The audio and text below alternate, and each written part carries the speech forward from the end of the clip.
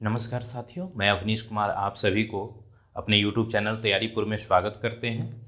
इस क्लास में हम लोग बात करेंगे लर्निंग डिसेबिलिटी की, जिसको हिंदी में क्या बोलते हैं, अधिगम अक्षमता या अधिगम अयोग्यता बोला जाता है। ठीक है, देखिए लर्निंग डिसेबिलिटी में बहुत तरह की कह सकते हैं डिसेबिलिटी आती हैं, जिसकी वजह से आप किसी भी नए चीज़ को सीख नहीं पाते या नई चीज़ों को लिख नहीं पाते, या फिर आप उसका बेहतर ढंग से उच्चारण नहीं कर पाते, या फिर भाषागत प्रॉब्लम भी इसमें शामिल होती है। और इन तमाम जो भी प्रॉब्लम है उसी को क्या बोलते हैं, लर्निंग डिसेबिलिटी या अधिगम अक्षमता बोला जाता है। ठीक है,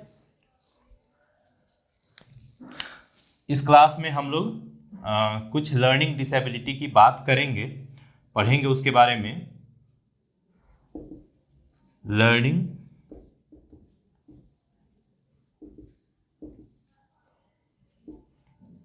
जिसको हिंदी में बोलते हैं अधिगम अक्षमता, या कहीं कहीं आपको अक्षमता की जगह पे अयोग्यता भी लिखा हुआ दिख जाएगा, मिल जाएगा। ठीक है, तो ये हम लोग इस क्लास में पढ़ेंगे। और इसमें देखिए 4 तरह की या 5 तरह की, कह सकते हैं 5 तरह की जो भी लर्निंग डिसेबिलिटी है, जिससे कि क्वेश्चंस बहुत ज़्यादा पूछे जाते हैं। ठीक है, जितने भी टीचिंग एग्जाम होते हैं उसमें आपके फर्स्ट लर्निंग डिसेबिलिटी जिसको क्या बोलते हैं, पठन वैकल्य हिंदी में बोलते हैं, या फिर उसको इंग्लिश में क्या बोलते हैं, डिसलेक्सिया, जिसमें क्या होता है कि inability to read written material, की जो लिखी हुई चीज़ें हैं आप उसको पढ़ नहीं पा रहे हैं। ठीक है, ये होता है डिसलेक्सिया। उसके बाद क्या होता है, कैलकुलिया आपको मिलेगा देखने को। डिसकैलकुलिया में क्या होता है कि आप कोई भी मैथमेटिकल ऑपरेशंस या मैथमेटिकल कोई कैलकुलेशन आप कर नहीं पाते हैं। ठीक है, जहां भी मैथमेटिकल सिंबल साइन की बातें होंगी आप वहां पे बहुत सारी प्रॉब्लम्स से सफ़र करने लग जाते हैं। तो जहां मैथमेटिक्स की बात आती है वो होता है डिसकैलकुलिया, जिसको हिंदी में गुणज वैकल्य बोलते हैं। एक होता है जिसको बोलते हैं डिसग्राफिया, या डिसग्राफिया क्या होता है कि वो लेखन वैकल्य होता है। ठीक है, डिसग्राफिया में क्या होता है, ग्राफ क्या होता है, आप ग्राफ ड्रा करते हैं, मतलब कि आप ग्राफ बनाते हैं, मतलब कि लिखते हैं। तो ग्राफ से याद रखना है कि डिसग्राफिया होगा, उसमें क्या होगा कि लिखने संबंधी आप में अक्षमता या आप में विकार होगा। ठीक है, आप जो चीज़ें पढ़ पा रहे हैं उसको आप लिख नहीं पाएंगे। ठीक है, या फिर कॉपी करके भी लिखने में क्या होंगी, आपको कई तरह की परेशानी होंगी। उसके बाद होता है फैजिया होता है। फैजिया किससे रिलेटेड है, ये भाषा से रिलेटेड है, लैंग्वेज से रिलेटेड है, कि बोलने की अक्षमता होती है कि आप किसी दूसरे की भाषा को समझ नहीं पा रहे हैं या अपनी भाषा को समझा नहीं पा रहे हैं। तो कम्युनिकेशन का एक तरह से ये क्या होता है, डिसऑर्डर होता है, जिसको बोलते हैं डिस्फैजिया। ठीक है, तो हम लोग यहाँ पे अभी इस क्लास में बात करेंगे एक लर्निंग डिसेबिलिटी की, और उसी को कंप्लीट देखेंगे कि इसके क्या लक्षण होते हैं, इसके क्या प्रकार हैं, और इसके क्या कारण होते हैं, और इसको एज अ टीचर या फिर क्लासरूम में आप इसको, या इसका ट्रीटमेंट क्या है, आप ऐसे बच्चों के साथ किस तरह की एक्टिविटी करके आप इनको पढ़ने के लायक बना पाएंगे। ठीक है, उसके बारे में कंप्लीट हम लोग बात करेंगे। एक ही बात करेंगे लेकिन पूरा बात करेंगे उसके बारे में। ठीक है, तो आइए शुरू करते हैं लर्निंग डिसेबिलिटी के एक टाइप से, जिसको बोलते हैं डिसलेक्सिया। ठीक है, आपको हिंदी में भी डिसलेक्सिया ही लिखा हुआ मिलेगा, क्वेश्चंस आते हैं उसमें डिसलेक्सिया ही लिखे होते हैं, कहीं कहीं आपको ये भी देखने को मिलेगा। ठीक है, पठन वैकल्य, कुछ एग्जाम में आपको इस तरह से लिखा हुआ मिल जाएगा, पठन वैकल्य। ठीक है, अब आइए क्या होता है इसके बारे में देखते हैं। देखिए डिसलेक्सिया क्या है, पठन वैकल्य मतलब कि जो भी चीजें लिखी हुई हैं, ठीक है, आप उसको पढ़ नहीं पाते हैं। ठीक है, जिसको क्या बोलते हैं कि लिखी हुई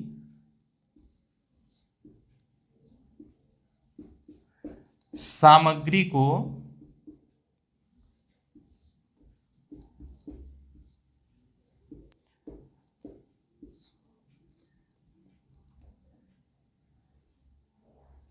पढ़ने की अक्षमता या अयोग्यता। ठीक है, inability to read written material. ठीक है, तो ये हो गई। अब चलिए इसके लक्षण क्या है वो देख लीजिए, क्योंकि क्वेश्चंस लक्षण से भी पूछे जाते हैं कि अगर कोई बच्चा है, कोई बालक है जो इस तरह के लक्षण को क्या कर रहा है, शो कर रहा है, तो वो किस लर्निंग डिसेबिलिटी से क्या है, प्रभावित है या सफर कर रहा है। ठीक है, देखिए पढ़ते समय ऐसे बच्चे क्या करेंगे, लक्षण में आपको ध्यान रखना है, पहचान या लक्षण जो है लक्षण के बेसिस पे ही आप पहचानेंगे। तो लक्षण क्या होगा, सिम्टम्स क्या होंगे,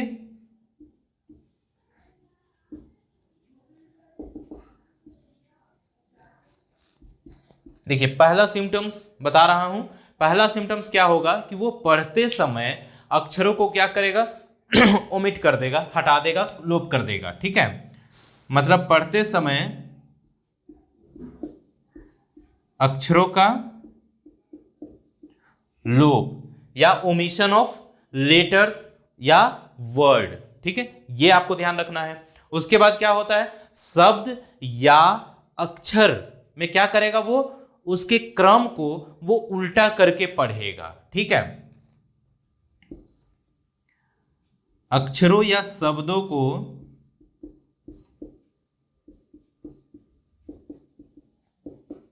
वो उल्टा पुल्टा पढ़ना शुरू कर देगा। ठीक है, बी को डी पढ़ेगा, डी को बी पढ़ेगा।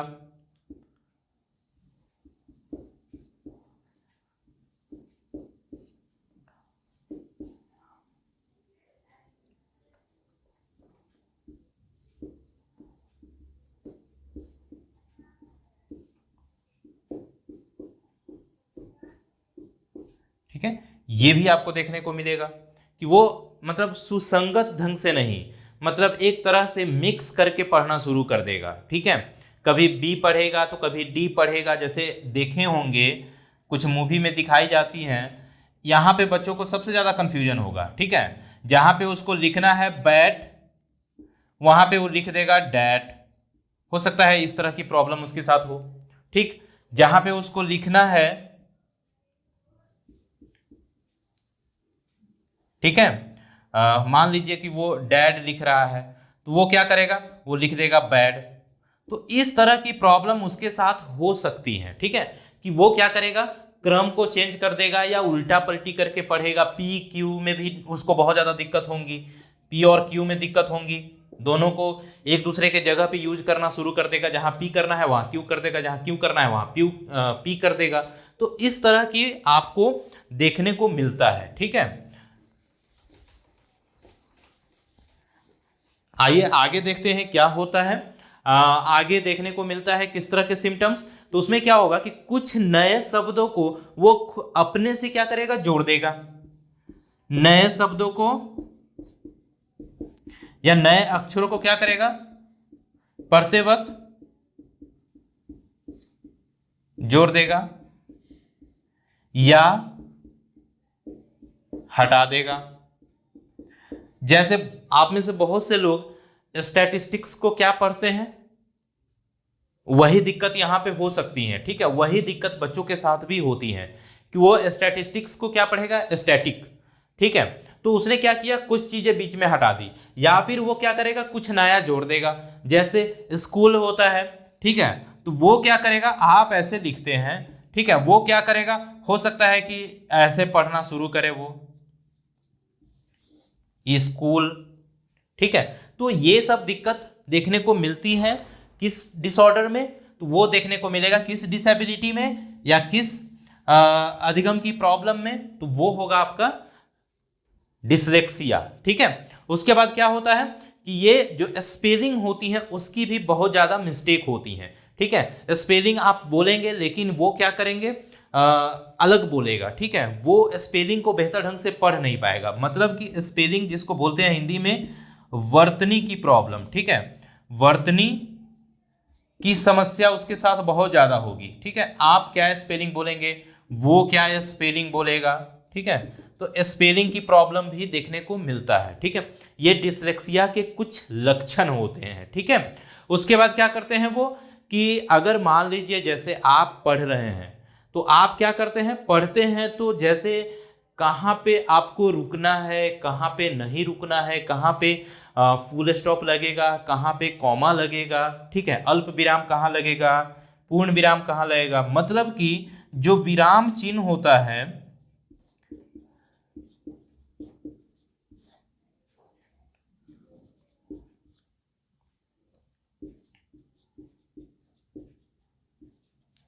को समझने में प्रॉब्लम,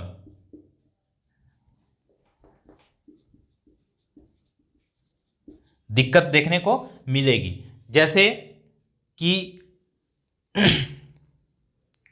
मान लीजिए आप कुछ बोलते हैं, ठीक है, तो आप किसी वर्ड पे जैसे रुकते हैं, ठीक, कहाँ पे आपको रुकना है आपको पता है, कहाँ पे आपको फुल स्टॉप लगाना है ये आपको पता है, लेकिन जिसके साथ लर्निंग डिसेबिलिटी होती है, खास करके डिसलेक्सिया, उनके साथ ये इशू होता है कि उनको पता नहीं होता कि कहाँ पे फुल स्टॉप लगेगा, कहाँ पे अल्प विराम, कहाँ पे पूर्ण विराम लगेगा, ये सब पता नहीं होता उसको। ठीक है, या उसमें दिक्कत होती है उसको, कभी कहीं लगा देगा, कहीं कभी कहीं लगा देगा वो, ठीक है, और इस ढंग से बोलेगा। ठीक है, अब मान लीजिए कि एक एग्जाम्पल आपको देते हैं कि बोल के बताता हूं, पकड़ो मत जाने दो। ठीक है, पकड़ो मत जाने दो, आप देखिए रुकना ही था, लेकिन दोनों सेंटेंस का क्या हो गया, मतलब बदल गया, तो ये उसको समझने में दिक्कत होगी। ठीक है, ऐसे बच्चों को। ठीक, चलिए अब देखते हैं, कुछ टाइप देख लेते हैं, डिसलेक्सिया के प्रकार के बारे में बात कर लेते हैं। ठीक है, क्योंकि डिसलेक्सिया के टाइप से क्वेश्चंस पूछे जाते हैं। ठीक है, आते हैं क्वेश्चंस, तो ये आपको ध्यान रखना है।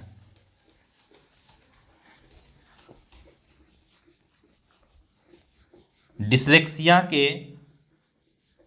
मुख्य आपको 4 प्रकार क्या करने हैं, पढ़ने हैं। ठीक है, आइए देखते हैं 4 प्रकार कौन कौन है डिसलेक्सिया के 4 प्रकार। ठीक है, डिसलेक्सिया ज्यादातर आपको हिंदी में भी ऐसे ही लिखा हुआ मिलेगा।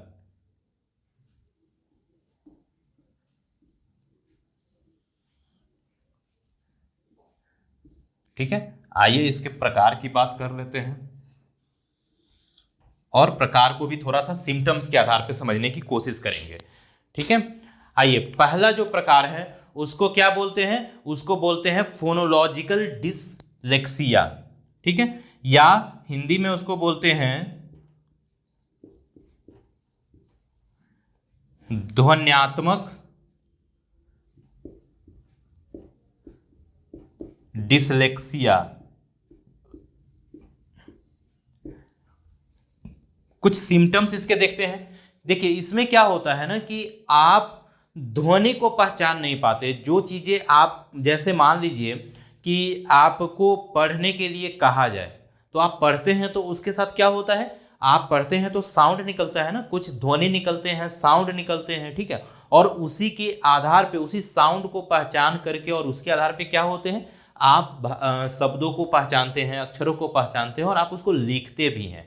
ठीक है, तो यहाँ क्या होगा कि आप ध्वनि को पहचान ही नहीं पाएंगे। ठीक है, और ध्वनि को सीखने में भी क्या होती है, आपको परेशानी होती है। ठीक, क्या होता है कि आप ध्वनि के आधार पे चीज़ों को पढ़ ही नहीं पाते क्योंकि आप समझ नहीं पा रहे हैं। ठीक, तो ये प्रॉब्लम होती है। उसके बाद क्या होती है कि आप बहुत स्लो स्पीड में पढ़ते हैं चीज़ों को, आप पढ़ने में इतनी दिक्कत हो रही है कि आपको बहुत टाइम लग रहा है, आप धीरे धीरे पढ़ते हैं। ठीक है, ध्वनि से रिलेटेड जितने भी चीज़ें होंगी पढ़ने में, वो सारे किस में आ जाएंगे, आपके फोनोलॉजिकल डिसऑर्डर में। ठीक है, इसको बोलते हैं फोनोलॉजिकल। उसके बाद क्या होता है, कुछ इसमें इशू और आते हैं, जैसे इसको ही, इसमें भी क्या होगा कि जैसे आप मान लीजिए शब्द को पहचानने में आपको काफ़ी ज़्यादा कठिनाई होगी और पहचान ही नहीं पाएंगे, तो आप उसको पढ़ कैसे पाएंगे। तो इसमें क्या होती है कि जितने भी ध्वनि से हैं, आप ध्वनि को पहचानते नहीं हैं, ध्वनि संबंधी प्रॉब्लम होंगी।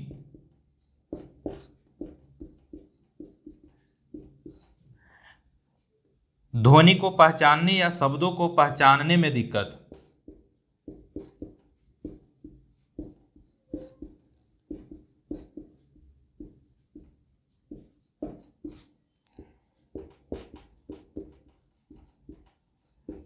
इसीलिए आप पढ़ नहीं पाते हैं, ठीक है। और इसी को क्या बोलते हैं, इसको डिस्फोनेटिक भी बोलते हैं या फिर श्रवण डिसलेक्सिया भी बोलते हैं, ठीक है। इसी को क्या बोलते हैं, डिस्फोनेटिक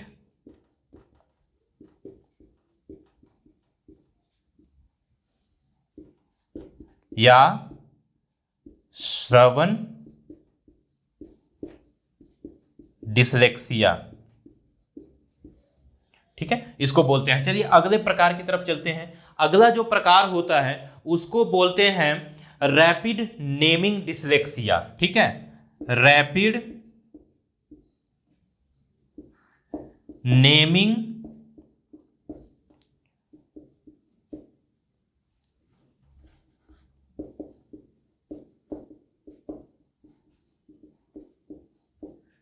डिसलेक्सिया। इसमें क्या होता है कि आप शीघ्रता से या जल्दी में क्या होते हैं, किसी भी वस्तु या कोई भी चीज आप देखते हैं उसका आप नेम नहीं कर पाते हैं, उसको नेमिंग नहीं कर पाते हैं, ठीक है। या उसका नाम आपको कहने में आपको काफी ज्यादा दिक्कत होती है, ठीक। या कोई चीज लिखा हुआ है, ठीक है, उसको जल्दी से आपको बताना है कि ये चीजें क्या है, तो आप उसको जल्दी से बता नहीं पाते हैं, ठीक है। तो ये प्रॉब्लम होती है। उसके बाद क्या होता है कि आप इसमें एक तो लिखी हुई चीज को क्या करते हैं, आप नेमिंग नहीं कर पा रहे हैं, नामकरण।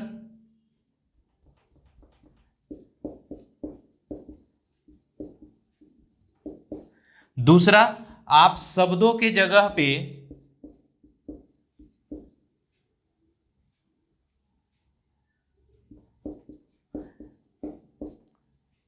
इशारों का ज्यादा प्रयोग करते हैं,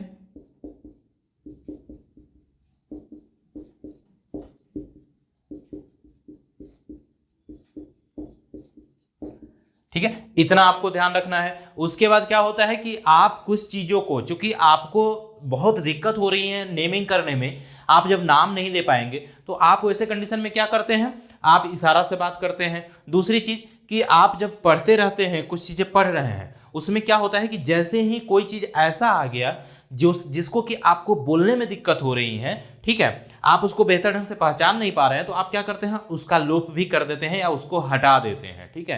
तो ये भी इसमें आ जाते हैं, किसमें, नेमिंग डिसलेक्सिया में, ठीक है। और इसमें क्या होता है कि आप चूंकि आप कर नहीं पा रहे हैं, क्या, नेमिंग नहीं कर पा रहे हैं, तो जितने भी चीजें जो आपको लगता है कि आप उसको पहले से नहीं जानते हैं, आप क्या करते हैं, वो पढ़ने में भी आपको दिक्कत होती है। और दूसरी चीज कि आप ऐसे ही चीजों को क्या करते हैं, ऑमिट करते हैं, ऐसे ही चीजों को छोड़ने लग जाते हैं, ठीक है। इसमें होता है रैपिड नेमिंग डिसलेक्सिया में। चलिए अगला जो डिसलेक्सिया होता है जिसको क्या बोलते हैं, उसको बोलते हैं डबल डेफिसिट, ठीक है।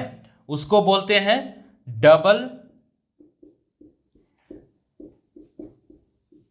Deficit dyslexia. देखिए डबल डेफिसिट नाम से ही पता है क्या है, डबल है, ठीक है। तो इसमें क्या होते हैं, इसमें आपका ध्वनात्मक डिसलेक्सिया और रैपिड नेमिंग दोनों के लक्षण पाए जाते हैं, ठीक है। तो इसमें क्या होंगे, रैपिड नेमिंग प्लस आपका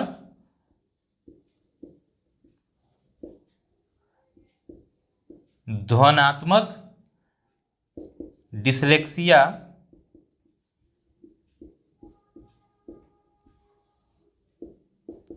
दोनों के लक्षण पाए जाते हैं। एक छात्र होगा जिसमें क्या होगा, डबल डेफिसिट डिसलेक्सिया होगा, उसका मतलब है कि उसमें वो तो या तो साउंड या फोनीम में दिक्कत हो रही है, ठीक है, और साथ ही साथ क्या हो रहा है कि वो किसी चीज का नेमिंग भी नहीं कर पा रहा है, दोनों समस्याएं हो रही हैं, ठीक है। और इसी की वजह से क्या होता है, बच्चे बिल्कुल ही पढ़ नहीं पाते हैं। जिनमें डबल डेफिसिट डिसलेक्सिया होगा वो क्या होगा, वो बिल्कुल ही चीजों को पढ़ नहीं पाएगा, सबसे क्रिटिकल सिचुएशन ये हो जाएगा पढ़ने में, ठीक है। अगला जो होता है उसको क्या बोलते हैं, उसको बोलते हैं भूतल डिसलेक्सिया,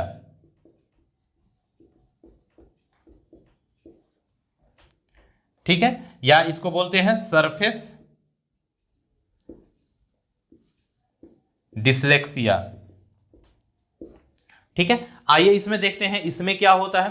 तो इसमें क्या होता है कि आप जो भी लिखी हुई अक्षर होती हैं उसको क्या करते हैं, आप डबल डबल पढ़ने लगते हैं। जैसे डबल पढ़ने का मतलब ये नहीं है कि छोटा लिखा है उसको बड़ा पढ़ रहे हैं, नहीं। डबल का मतलब होता है कि जैसे ए लिखा हुआ है, अब आप क्या करेंगे, आप इसको पढ़ेंगे, डबल ए पढ़ देंगे, या अगर डबल ए लिखा हुआ है कहीं भी तो आप क्या करेंगे, ट्रिपल ए पढ़ लेंगे, हो सकता है, या 4 टाइम ए पढ़ लेंगे।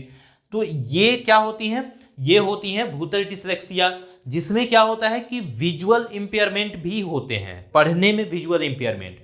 ठीक है, कि आप कोई भी चीज को नहीं पढ़ पा रहे हैं क्योंकि वो आपको क्लियर दिख नहीं रहा है। ठीक है, ये नहीं है कि आपकी आंखें खराब हैं या फिर आपकी विजुअल किसी तरह का इंपेयरमेंट है उसकी वजह से, नहीं। ये लर्निंग डिसेबिलिटी है जिसकी वजह से आपका क्या हो रहा है कि जो चीजें आप दृश्य में है आप देख रहे हैं उसमें भी क्या कर रहे हैं, आप गलती कर रहे हैं। ठीक है, इसी को क्या बोलते हैं, डाई सीडेटिक या फिर दृश्य डिसलेक्सिया भी बोलते हैं इसको। ठीक है, इसको क्या बोलते हैं, डाई सीडेटिक या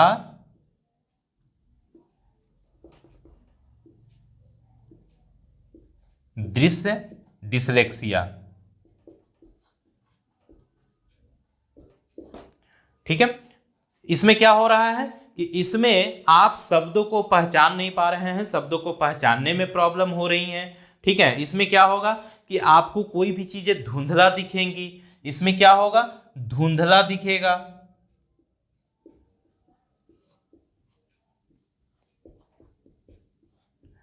डबल दिखेगा। ठीक है, तो ये सब क्या है, इसके सिम्टम्स हैं। ठीक है, धुंधला, डबल, ये सब आपको दिखेंगे, तो ये सब क्या हो गए, सिम्टम्स हो गए। चलिए आइए देखते हैं कुछ इसके कारण क्या होते हैं डिसलेक्सिया की, वो देख लेते हैं। ठीक है, क्योंकि कारण अगर आपको पता होगा तो उसका निवारण भी बेहतर हो पाएगा। ठीक है, उसके बाद हम लोग कारण के बाद क्या देखेंगे, मैनेजमेंट या फिर ट्रीटमेंट देखेंगे। ठीक है, एज ए टीचर आप क्या क्या कर सकते हैं बच्चों के लिए जिनके साथ डिसलेक्सिया की प्रॉब्लम है। ठीक, तो आइए देखते हैं इसके कॉज क्या है। सबसे पहला कॉज तो होता है, ये कॉज उसकी जेनेटिक होती है। ठीक है, कि जितने भी लर्निंग डिसेबिलिटी होती हैं सब में कहीं ना कहीं जेनेटिक फैक्टर देखने को मिलता है, कि अगर पेरेंट्स को अगर किसी तरह की कोई भी लर्निंग डिसेबिलिटी रही होंगी तो ज़्यादा चांसेस हैं कि उसके बच्चे को भी लर्निंग डिसेबिलिटी हो। ठीक है, यही क्या होता है, जेनेटिक फैक्टर होता है। ठीक है, तो जो कॉजेज होंगे, कारण होंगे, पहला कारण क्या है, आनुवांशिक।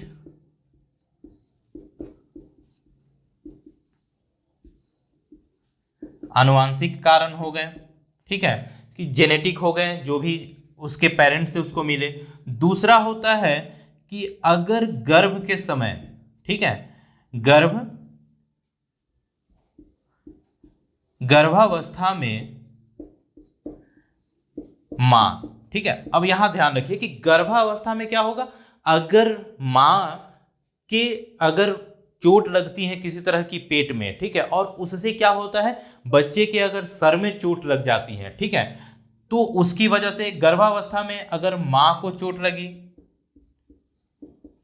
ध्यान रखिएगा यहां पे चोट लगी, अगर मां बहुत ज्यादा स्ट्रेस लेती है या चिंता तनाव,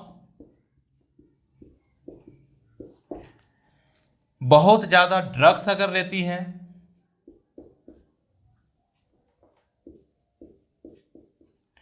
ड्रग्स का मतलब कि मेडिसिन, अगर किसी तरह का मेडिसिन लेती हैं, जैसे बहुत ज़्यादा अगर वो किसी तरह का पेन किलर ले रही हैं वो हो सकता है, अगर स्मोकिंग या धूम्रपान करती हैं माँ, या फिर अल्कोहल का बहुत ज़्यादा सेवन करती हैं, या फिर निकोटीन लेती हैं,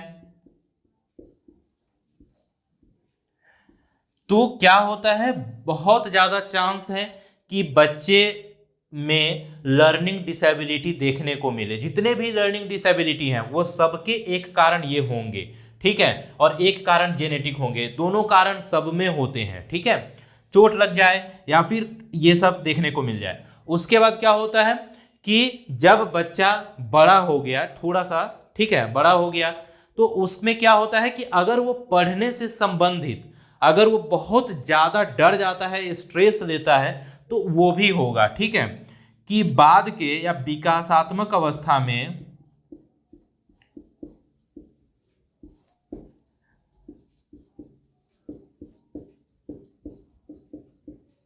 चिंता करना, डर,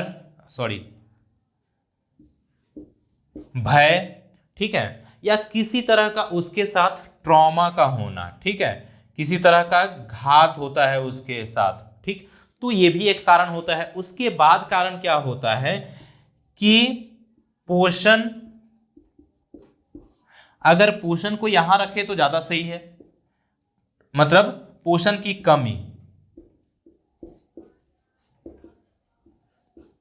ठीक है। साथ ही साथ जो मस्तिष्क के अंग हैं,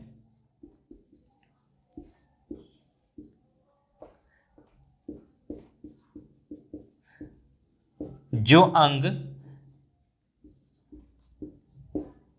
पढ़ने के लिए रिस्पॉन्सिबल है, उसका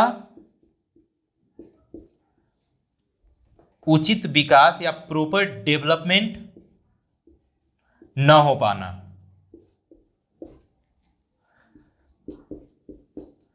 ये सब क्या है, एक कारण है जिसकी वजह से लर्निंग डिसेबिलिटी और डिसलेक्सिया देखने को मिलती है और डिसलेक्सिया हो सकती है, ठीक है।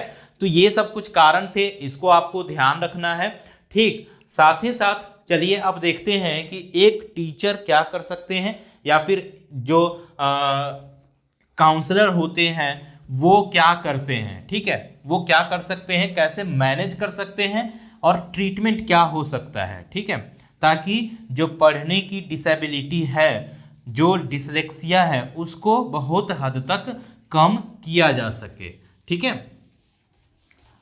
आइए देखते हैं क्या क्या हो सकते हैं मैनेजमेंट के टेक्निक क्या हो सकते हैं।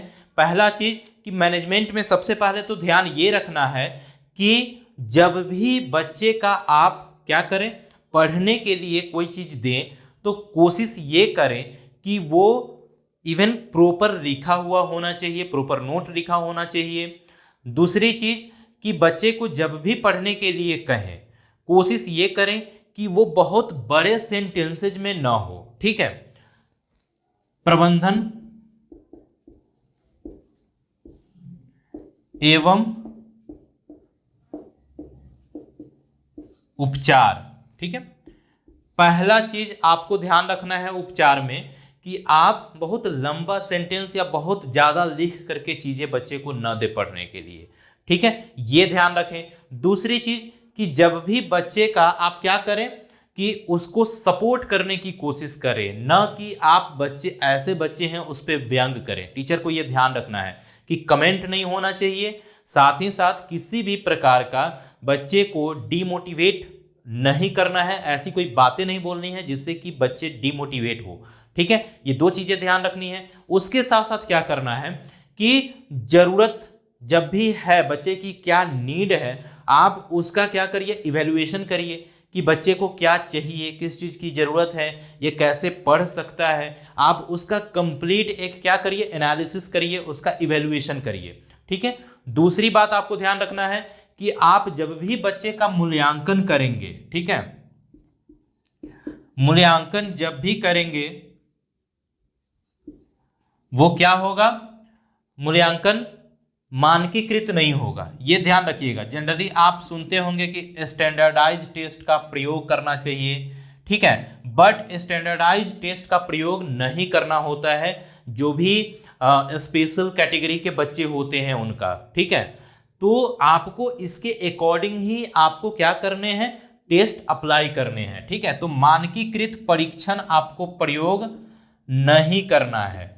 ठीक है,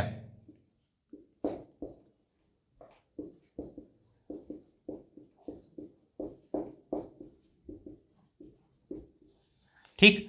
चलिए दूसरा देखते हैं क्या करना है। दूसरे में क्या करना है कि जब भी बच्चे का मूल्यांकन हो, ठीक है, तो उसे अतिरिक्त समय प्रदान करें। ऐसा नहीं है कि एक नॉर्मल बच्चा और को उतना ही टाइम देंगे जितना एक डिसलेक्सिया से सफ़र कर रहे हैं बच्चे को उसका टेस्ट लेने के लिए।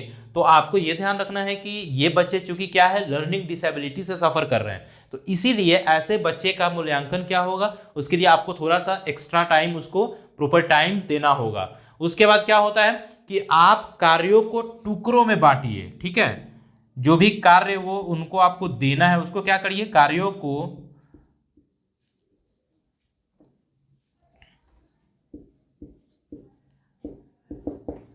टुकड़ों में बांट करके आप देंगे। ठीक है, बांट कर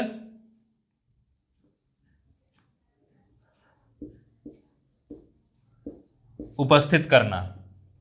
ठीक है, उसके सामने प्रेजेंट करिए। ठीक, उसके बाद क्या होता है, उसके बाद आपको ध्यान रखना है कि ऐसे बच्चों को चूंकि क्या होते हैं, ये पढ़ने की डिसेबिलिटी से सफर कर रहे हैं, तो आपको कोशिश करना है कि ऐसे बच्चों का कोई भी कार्य आप देंगे वो लिखित तौर पे देंगे करने के लिए। ठीक है, लिखित कार्य पर अत्यधिक ध्यान आपको देना है।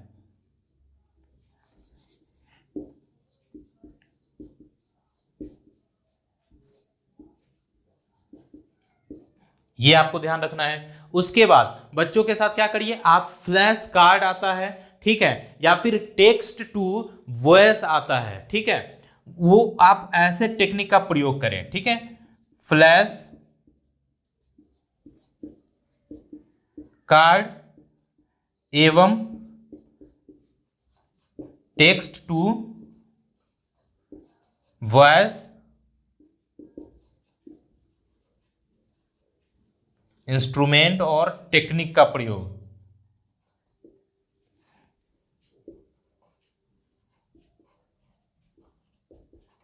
ये आपको ध्यान रखना है एज अ टीचर। ठीक है, उसके बाद क्या होता है, आप कोशिश करिए कि जो भी कार्य बच्चे कर रहे हैं उसके लिए उचित रूप से आप उसको ट्रेनिंग दीजिए, उचित रूप से आप उसको पढ़ाइए। अगर आपको लगता है कि ऐसे बच्चों को हैंडल करने के लिए आपको थोड़ा सा एक्स्ट्रा टाइम देना है जो टीचर, तो आप उसको रिमीडियल क्लासेज में बुला करके आप उसको पढ़ा सकते हैं, कुछ टेक्निक यूज कर सकते हैं। ठीक है, साथ ही साथ आप क्या कर सकते हैं, समय समय पर बच्चे का मार्गदर्शन और उसके कार्यों का निरीक्षण। ठीक है, समय समय पर क्या करना है आपको, कार्यों का निरीक्षण।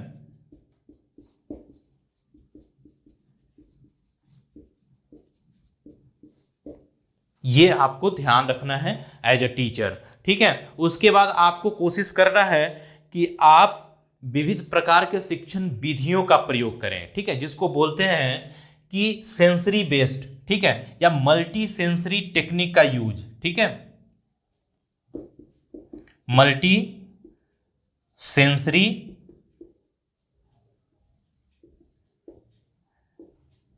टेक्निक का प्रयोग करना है आपको। ठीक है, इसी में ये अगला पॉइंट हो गया।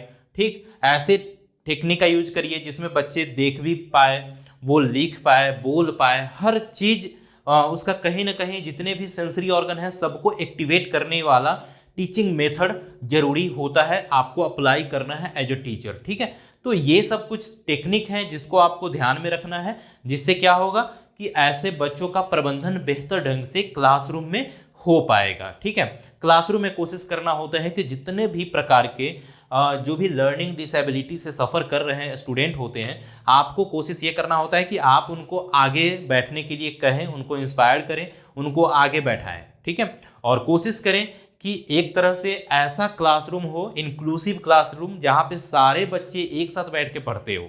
ऐसा नहीं कि हाँ ऐसे बच्चे हैं उनको आप अलग छांट दिए, उनको अलग बैठा दिए।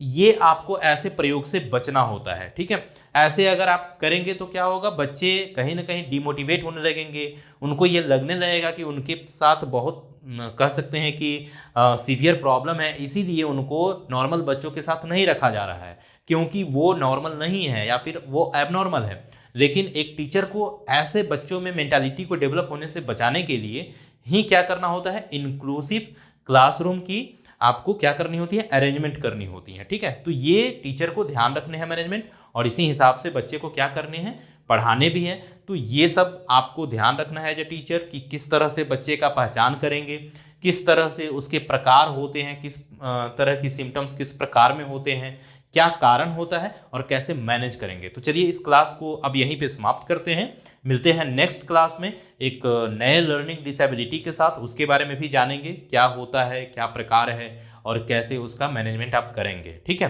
तो चलिए इस क्लास को यहीं पे समाप्त करते हैं, मिलते हैं नेक्स्ट क्लास में, तब तक के लिए जय हिंद।